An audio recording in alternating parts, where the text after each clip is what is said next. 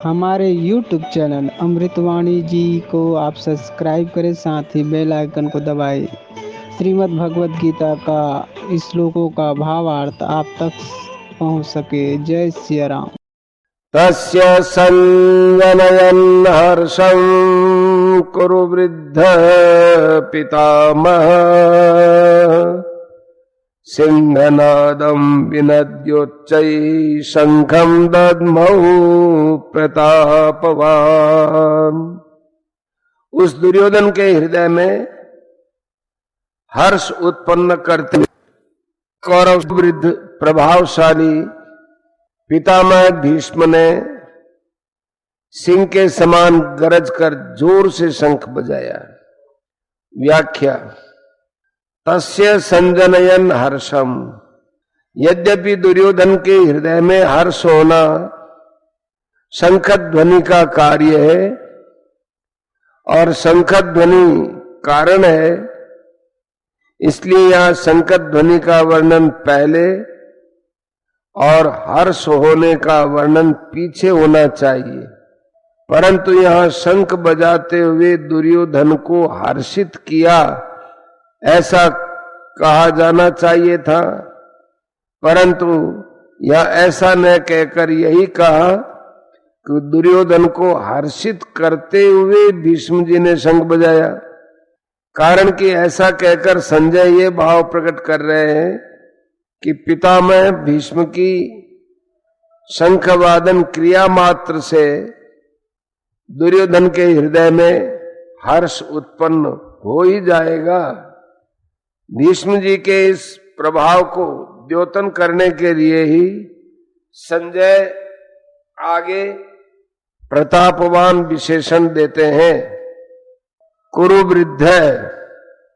यद्यपि कुरुवंशियों में आयु की दृष्टि से भीष्म जी से अधिक वृद्ध वाल्मीकि थे, जो कि भीष्म जी के पिता शांतनु के छोटे भाई थे, तथापि कुरुवंशियों में जितने बड़े बूढ़े थे उन सब में भीष्म जी धर्म और ईश्वर को विशेषता से जानने वाले थे। अतः ज्ञान वृद्ध होने के कारण संजय भीष्म जी के लिए कुरु वृद्ध विशेषण देते हैं। प्रतापवान। भीष्म जी के त्याग का बड़ा प्रभाव था। वे कनक कामिनी के त्यागी थे, अर्थात उन्होंने राज्य भी स्वीकार नहीं किया और विवाह भी नहीं किया। भीष्म जी अस्त्र शस्त्र को चलाने में बड़े निपुण थे और शास्त्र के भी बड़े जानकार थे। उनके इन दोनों गुणों का भी लोगों पर बड़ा प्रभाव था।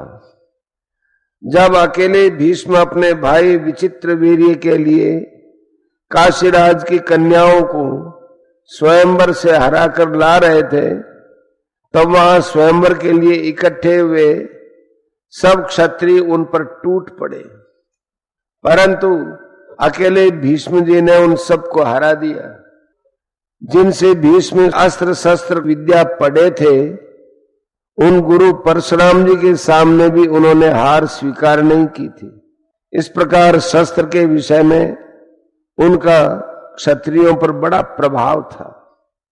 जब भीष्म सरसैया पर सोए थे, तो भगवान श्री कृष्ण ने धर्मराज से कहा कि आपको धर्म के विषय में कोई शंका हो तो भीष्म जी से पूछ लें, क्योंकि शास्त्र ज्ञान का सूर्य अस्ताचल को जा रहा है, अर्थात भीष्म जी इस लोक से जा रहे हैं।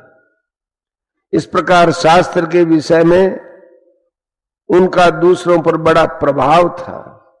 पितामह इस पद का आशय यह मालूम देता है कि दुर्योधन के द्वारा चालाकी से कही गई बातों का द्रोणाचार्य ने कोई उत्तर नहीं दिया। उन्होंने यही समझा कि दुर्योधन चालाकी से मुझे ठगना चाहता है, इसलिए वे चुप ही रहे। परंतु पितामह होने के कारण भीष्म जी को दुर्योधन की चालाकी में उसका बचपन दिखाई दिया। अतः पितामह भीष्म द्रोणाचार्य के समान चुप न रहकर वात्सल्य भाव के कारण दुर्योधन को हर्षित करते हुए शंख बजाते हैं। सिंहनादम विनद्योचै शंखम दधमऊ, जैसे सिंह के गर्जना करने पर हाथी आदि बड़े बड़े पशु भी भयभीत हो जाते हैं, ऐसे ही गर्जना करने मात्र से सभी भयभीत हो जाए और दुर्योधन प्रसन्न हो जाए, इसी भावना से भीष्म जी ने सिंह के समान गरज कर जोर से शंख बजाया। परिशिष्ट भाव। दुर्योधन के साथ द्रोणाचार्य का विद्या का संबंध था और भीष्म जी का जन्म का अर्थात कौटुंबिक संबंध था। जहां विद्या का संबंध होता है वहां पक्षपात नहीं होता, परंतु जहां कौटुंबिक संबंध होता है वहां स्नेहवश पक्षपात हो ही जाता है। अतः दुर्योधन के द्वारा चालाकी से कहे हुए वचन सुनकर द्रोणाचार्य चुप रहे, स्नेहवश पक्षपात हो जाता है। अतः दुर्योधन के द्वारा चालाकी से कहे गए वचन सुनकर द्रोणाचार्य चुप रहे, जिससे दुर्योधन का मानसिक उत्साह भंग हो गया। परंतु दुर्योधन को उदास देखकर कौटुंबिक स्नेह के कारण भीष्म जी शंख बजाते हैं। ततः शंखाश्च भैर्यश्च पणवानक गोमुखा सहसैवाभ्यहन्यन्त सशब्दस्तुमलो भवत्। उसके बाद शंख और भेरी नगाड़े तथा ढोल मृदंग और नरसिंहे बाजे एक साथ ही बज उठे। उनका वह शब्द बड़ा भयंकर हुआ। व्याख्या। तथा शंखाश्च भैर्यश्च पणवानक गोमुखा। यद्यपि भीष्म जी ने युद्धारंभ की घोषणा करने के लिए शंख नहीं बजाया था, प्रत्युत दुर्योधन को प्रसन्न करने के लिए शंख बजाया था, तथापि कौरव सेना ने भीष्म जी के शंख वादन को युद्ध की घोषणा समझ ली। अतः भीष्म जी के शंख बजाने पर कौरव सेना के शंख आदि सब बाजे एक साथ बज उठे। शंख समुद्र से उत्पन्न होते हैं। ये ठाकुर जी की सेवा पूजा में रखे जाते हैं और आरती उतारने आदि के काम में आते हैं। मांगलिक कार्यों में तथा युद्ध के आरंभ में ये मुख से फूंक देकर बजाए जाते हैं। भेरी नाम नगाड़ों का है। जो बड़े नगाड़े होते हैं उनको नौबत कहते हैं। ये नगाड़े लोह के बने हुए और भैंस के चमड़े से मंडे हुए होते हैं तथा लकड़ी के डंडे से बजाए जाते हैं। ये मंदिरों में एवं राजाओं के किलों में रखे जाते हैं। उत्सव और मांगलिक कार्यों में ये विशेषता से बजाए जाते हैं। राजाओं के यहाँ ये रोज बजाए जाते हैं। पणव नाम ढोल का है। ये लोहे के अथवा लकड़ी के बने हुए और बकरे के चमड़े से मंडे हुए होते हैं तथा हाथ से या लकड़ी के डंडे से बजाए जाते हैं। ये आकार में ढोल की तरह होने पर भी ढोलकी से बड़े होते हैं। कार्य के आरंभ में पणवों को बजाना गणेश जी के पूजन के समान मांगलिक माना जाता है। आनक नाम मृदंग का है। इनको पखावज भी कहते हैं। आकार में ये लकड़ी के बनाए हुए ढोलकी के समान होते हैं।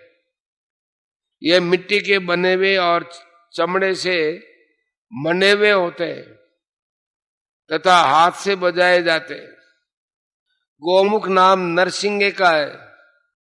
ये आकार में सांप की तरह टेढ़े होते हैं और इनका मुख गाय की तरह होता है। ये मुख के फूंक से बजाए जाते हैं। सहसैवाभ्य हन्यंत। कौरव सेना में उत्साह बहुत था, इसलिए पितामह भीष्म का शंख बजते ही कौरव सेना के सब बाजे अनायास ही एक साथ बज उठे। उनके बजने में देरी नहीं हुई तथा उनको बजाने में परिश्रम भी नहीं हुआ। स शब्दस तुमलो भवत, अलग अलग विभागों में, टुकड़ियों में खड़ी हुई कौरव सेना के शंख आदि बाजों का शब्द बड़ा भयंकर हुआ, अर्थात उनकी आवाज बड़ी जोर से गूंजती रही।